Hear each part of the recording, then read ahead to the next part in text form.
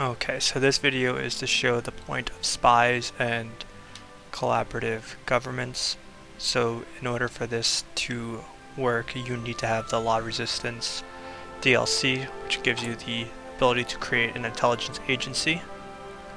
So ever since No Step Back came out, the Soviet Union has become very hard to infiltrate with spies. So the importance of the localized training centers, which allows you to go into your decisions tabs and then recruit as long as you own a state in Europe or part of a faction that has a state in Europe. You can recruit Russian spies by clicking on this button here. I already did this earlier. It took 60 days to create the localized government or the localized recruitment center, 30 days to create the agency, 30 days to create that, and then this is where it just became ability for me to recruit another spy from there. So that's the cooldown. 60 days into the game, plus all the way up to August 31st. So that's your cooldown. So roughly 6 months to recruit a new spy with the Localized Recruitment Center. You want to have 2 to 3 spies for the Russian infiltration for later on to create the collaborative governments, because you need to have 1 to maintain the network and 2 to actually run the mission of collaborative government. So the collaborative government right here requires 2 spies and a 50% intel network. It takes 90 days, and this is the requirements. So 200 support equipment, 1,000 guns, and you have to use 14 of your civilian factories over 60 days to prepare this. Then after 30 days, after 90 days of the mission itself, so 60 days to prepare the mission, 90 days to launch the mission, you'll increase the collaboration in France by 30%. There is a chance for this to critically proc, for lack of better words, and it can go from 30% up to 45%. The goal is to get to 100% if possible. If you're stuck at 90% because you run 3 and it doesn't proc at all, and you're at 90%, don't waste the time and the support equipment, resources, and civilian factories to go for another one just for 10%. 90% collaboration is perfectly fine. So the whole point of these is to, 1, reduce the surrender limit of the country by, if you get up to 100%, it reduces the surrender limit by 30%. So it means you need to take 30% less victory points for it to succeed. Then it also increases, like I said, the compliance in the nation. Compliance is important because if you head over here to occupied territories, you look at these nations. I only have what you get from Germany, so there's none that it's going to show the occupation, but the resistance and the compliance is very important. The compliance allows you to get more resources and factories from the nation. So say right here we have the steel at 10. If you have 100% compliance, you'll get 100% of the resources. If you only have 10% of compliance, you only get 10% of the resources. I believe is the numbers on that. I'm not 100% sure, but I believe that's roughly the estimate. So then you have to make sure that the collaboration governments succeed before you invade. You can invade right as one's about to finish, that's fine. But if you're invading, say, France, which falls very, very quickly, especially as Germany, you don't want to be starting a whole new collaboration government as you're invading, because it's just wasted resources.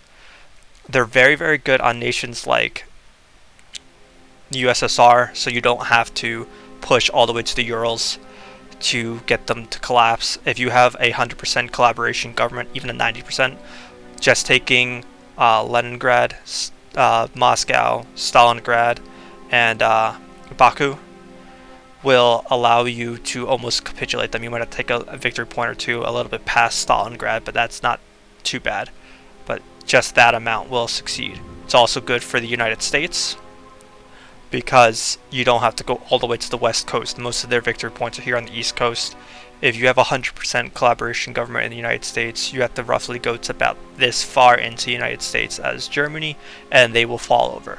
So it makes conquering larger nations with Germany much, much easier.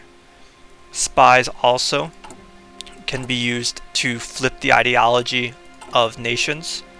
So it's better to have spies like this one here, because you can boost the ideology of a nation by 20% with this, with the nations like, here we go, Bulgaria. So Bulgaria has a mission or an achievement to create the entire Balkans as communist. So a lot of people have to use spies to flip Romania, flip Greece, flip Turkey to communist, so that they get auto-joined into Bulgaria. And getting spies with this perk is the better option for that, because you get it better by 25%. These are the spy missions. So you have to build the intel network, which these two spies are doing. You can quiet the intel network, which means it's no longer going to increase. As you can see, it's at 67%. It will hold, but only one spy needs to hold the entire network. Unfortunately, once you quiet the network, you are not going to get the buffs anymore. So as you can see, the buffs are at 62% invasion defense, 31% invasion planning. The max planning of France is reduced by 62%, and the max entrenchment is reduced by 0.6, all because of the intel network. And that's at 61% out here, but if you go to Paris, it's at 67%. So the whole purpose is to get the 100% throughout the entirety of France to reduce them, or whichever nation you're going at. And it's really, really good on the defensive, because then the planning bonus of the attacking nation, say you're playing as France and Germany's about to invade you, you want to have 100% planning bonus on the border so that they reduce the attack of the Germans on France, which allows France to hold much better. Same with Russia against the German onslaught. If you have spies in this area when Germany owns Poland, over here, you will be able to reduce the planning bonus of Germany against your frontline troops, and allows you to hold much, much better. Then you can click on here to look at the other spy missions that you have. Orchestrating coup is very hard, but is very good for, say, Bulgaria to do their communist path. You can orchestrate a communist coup in Greece or in Turkey to flip them to your faction much quicker.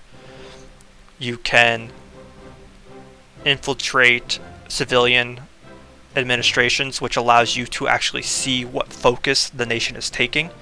So say you're playing as Hungary and doing the forming the Austria-Hungary, and you want to plan the focus of Germany's demand Sudetenland, so that you can do the focus of protect Czechoslovakia, which if you use the focus protect Czechoslovakia at the same time Germany is doing plan Sudetenland, you'll get a near 100% acceptance of Czechoslovakia joining the Austria-Hungary instead of becoming the puppet. So that is how you do that.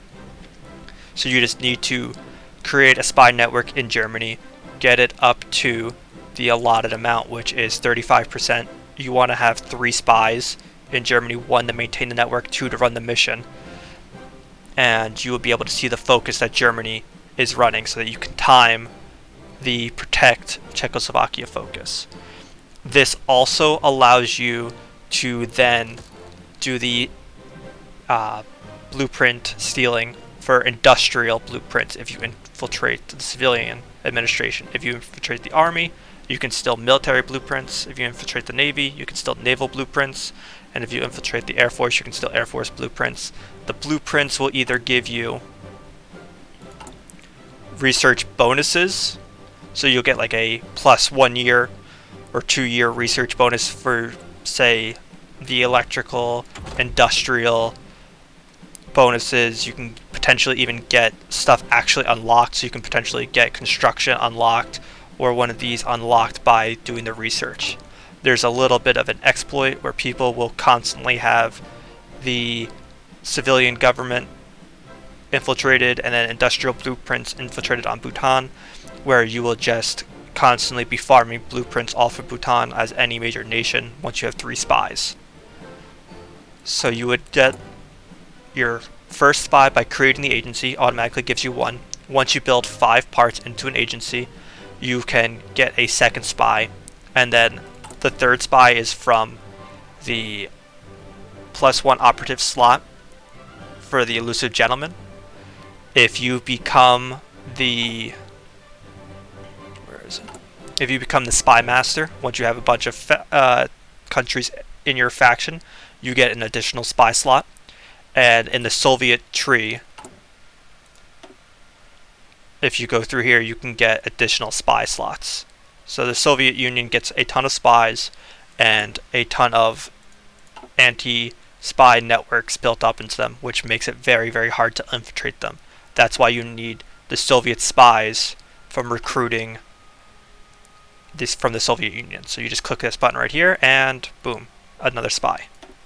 So you just take the spy, and for now I'm putting them on a mission to infiltrate France just to get this up to 100%, and then I will be doing collaborative governments to make France much more compliant when I take them over, and I get them to fall over much quicker because of it.